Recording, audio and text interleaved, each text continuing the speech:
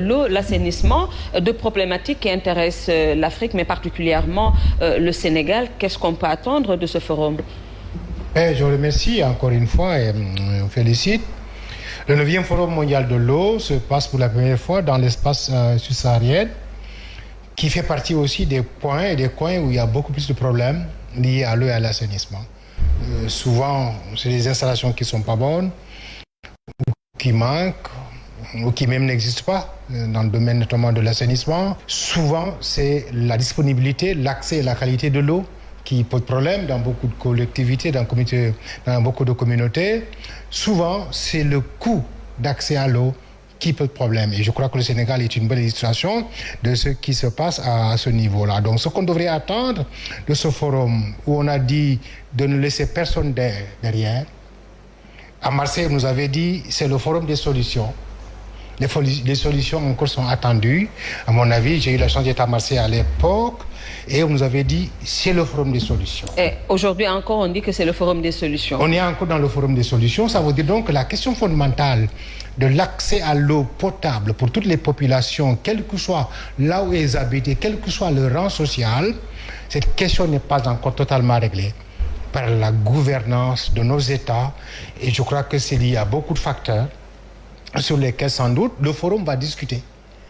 À défaut de discuter de cela et ne s'intéresser qu'à la partie mercantile et commerciale du forum, on aura encore répété ce qui a été dit à Marseille, on aura arrêté le coach. Et je crois que, comme le dit tout à l'heure M. Barry, l'Afrique subsaharienne est confrontée à beaucoup de problèmes. Et si donc les experts se retrouvent en Afrique subsaharienne, les décideurs que sont les chefs d'État que j'ai vus ce matin à l'ouverture, les gouvernements, les ministres et les directeurs techniques qui les accompagnent devraient donc pouvoir oser ouvrir le débat pour que les populations africaines et du monde aient plus ou moins un espoir de dire Dakar a ouvert la porte des grandes solutions. Et cela arrive aussi au moment où on parle des ODD, les Nations Unies. Je crois donc tout cela mis dans le paquet de décisionnel et de gouvernance, il faut qu'on ose se parler à Dakar, les yeux dans les yeux, et sans gants, écouter les techniciens comme lui, permettre à ce que ce qu'ils diront puisse être ce qui va être utilisé comme mécanisme de décision gouvernementale et étatique, mais afin que nous évitions les risques liés à ce que l'on appelle la guerre de l'eau, afin aussi que nous évitions les problèmes que les populations nous renvoient tous les jours, en milieu urbain, en milieu périurbain, en milieu rural. Vous avez suivi toute l'année 2022 et la fin de l'année 2021 des populations rurales sénégalaises qui disaient « rendez-nous l'eau, rendez-nous nos forages ». Et cela est lié au cadre juridique, organisationnel et de gouvernance qui n'est pas tellement adapté, à mon avis, ou qui ne répond pas aux solutions aux problèmes auxquels nous sommes confrontés. Très bien. Je voudrais bien donc espérer que Dakar 2022 va pouvoir crever les abcès et trouver les solutions. Ablaye. Oui, étant donné que je passe souvent mon temps à lire, j'ai tombé sur certains écrits qui disent qu'effectivement, que la guerre au XXIe siècle ne sera pas la guerre du pétrole, ne sera pas la guerre de l'espace, mais ce sera la guerre véritablement et par rapport à la gestion de l'eau. Aujourd'hui, plus que jamais, étant donné que nos pays, véritablement, bon an, mal an, en tout cas, ont été bien dotés par la nature. J'en veux pour preuve le Sénégal. Je crois bien que je parle sous le contrôle de deux experts. Aujourd'hui, plus que jamais, nous avons beaucoup plus besoin d'une sécurisation véritablement de ces biens. Nous vivons les changements climatiques. Regardez ce qu'il se passe dans certains pays en Afrique et frappé véritablement par une vague de sécheresse. Suivez mon regard avec Madagascar et dans d'autres pays. Aujourd'hui, nous avons le fleuve Gambie, nous avons le fleuve Sénégal que nous partageons avec d'autres pays. Nous adhérons à deux organisations, l'OMVG et l'OMVS. Mais jusqu'au moment où nous parlons, on a comme l'impression qu'en réalité, il y a un aspect assez mercantilisé et par rapport justement à la distribution de l'eau. Il est vrai qu'à un moment donné, nous l'avons vécu dans les années 80-90 avec les plans d'ajustement structurel, avec cette vague de privatisation. Nous en sommes partis à la SONES des œufs, à l'éclatement avec la SONES tout court et la société et la Sénégalaise des eaux par la suite.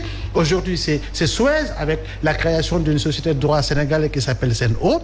Mais ma foi, jusqu'au moment où nous parlons, nous connaissons et nous vivons de réels problèmes et par rapport à l'accès à l'eau, par rapport à une eau véritablement saine, par rapport véritablement à une distribution qui va toucher pratiquement l'essentiel des foyers au Sénégal. Parce que depuis 2010, l'accès à l'eau aujourd'hui est un droit. Le président Macky Sall, récemment, avec le président de la Banque mondiale, ils ont parlé de la sécurisation véritablement de l'eau, mais également de la bonne distribution de l'eau et d'un assainissement adéquat. Je crois bien qu'il nous faille faire des efforts, surtout au Sénégal. Le monde rural aujourd'hui tire le diable par la queue parce qu'on ne voit pas, ne trouve pas de l'eau. On parle de sociétés aquatech, on parle d'autres sociétés qui sont présentes au Sénégal, mais aujourd'hui, les gens crient à hu et à dia qu'en réalité, qu'on sent une cherté exponentielle dans la distribution de l'eau au Sénégal. Donc, ce forum, comme l'a dit M. Mignane Diouf, doit être un forum de solutions. Parce que j'ai fait quelques recherches, j'en suis arrivé au 8e, au 7e, j'ai vu réellement ce qui a été discuté, de ce dont on a parlé, mais ce forum de Dakar doit être véritablement la porte d'ouverture pour une sécurisation d'un bien commun, parce qu'il y a un conflit latent entre l'Éthiopie, le Soudan et l'Égypte par rapport justement au barrage éthiopien. Donc, aujourd'hui, il nous faut aller dans le sens de bien gérer notre ressource véritablement au grand bénéfice des populations. Alors, docteur Barry, l'accès à l'eau potable, un des défis majeurs de ce forum, quand on sait que plus de 2 milliards de personnes à travers le monde boivent de l'eau qui n'est pas du tout potable, qu'est-ce qu'il faut en Afrique et au Sénégal pour que la population en milieu urbain, périurbain, mais également en milieu rural puisse avoir accès à cette eau? Parce qu'on a vu au Sénégal qu'il y a beaucoup d'initiatives, mais malheureusement, ça reste encore. Oui, je veux juste apporter un élément de clarification. Le forum de Dakar, c'est un forum pas de solution, mais de réponse. C'est fondamental de prendre ça en considération. Réponse à quoi? Réponse à des problématiques liées à l'eau. Quand on parle de guerre de l'eau aussi, c'est vrai qu'on dit que ce siècle risque d'être le siècle de la guerre de l'eau. C'est la question des eaux partagées. Si vous prenez l'Afrique, il y a 64 bassins qui au moins sont partagés minimum par 2 pays. C'est ça la réalité. Donc, même à l'intérieur d'un pays, vous avez ce qu'on appelle la situation amont-aval. Ceux qui sont en amont, qui peuvent polluer pour ceux qui sont en aval. C'est fondamental. C'est un peu dans ce sens-là qu'on parle de la guerre de l'eau. Je voulais juste... On peut rentrer dans cette discussion si vous voulez. Mais en fait, pourquoi forum de réponse? Et quelle est l'innovation par rapport aux différents forats qui ont été organisés jusqu'à présent? Jusqu'à présent, c'était quoi? C'était les sociétés d'eau qui se réunissaient pour la plupart, et avec quelques... les bassins, les organismes de bassins. Mais pour la première fois dans l'histoire du forum, un volet a été entièrement dédié au monde rural. J'ai la chance de coordonner cette activité-là pour le développement rural. C'est de réfléchir sur comment transformer le monde rural par le biais de l'eau en un pôle de développement économique. Dans le processus du forum, je dois insister que ça a été un processus ouvert. Il y a eu toutes les catégories de stakeholders, comme on dit, de participants, qui ont participé pendant 2 ans dans l'élaboration de la thématique du forum autour de son thème central, eau, la sécurité de l'eau pour la paix et le développement. Toutes ces personnes-là, que ce soit la société civile, les jeunes, les femmes, ont participé à ces différents groupes de travail. D'autres ont participé dans les groupes consultatifs, et c'est cet ensemble-là d'éléments autour de 6 thèmes par priorité, parce qu'il faut compter que le forum, c'est 4 priorités. La première priorité, c'est la sécurité de l'eau et de l'assainissement. La deuxième, c'est eau pour le développement rural.